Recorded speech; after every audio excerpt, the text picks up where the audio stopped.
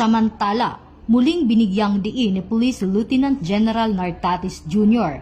ang kahalagahan ng disiplina at respeto sa uniforme ng kapulisan, kasunod ng pag-viral sa isyu ng maling paggamit ng PNP uniform. Aniya, ito ay isang sagisag ng katapangan, sakripisyo at tiwala ng mamamayan at hindi dapat gamitin sa katuwaan. Sa ilalim ng kanyang pamumuno, patuloy na pinagtibay ng PNP ang disiplina, seguridad at integridad ng organisasyon bilang bahagi ng bagong PNP para sa bagong Pilipinas, serbisyong mabilis, tapat at nararamdaman.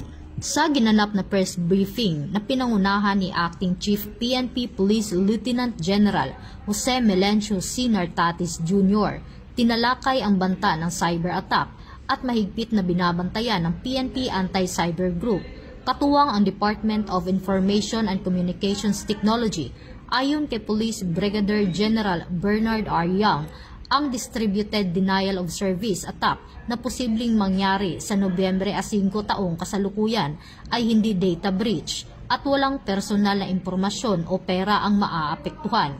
Hinihikayat ng PNP ang publiko na manatiling kalmado, umiwas sa maling impormasyon at makipagtulungan sa mga otoridad upang mapanatili ang kaligtasan ng komunidad.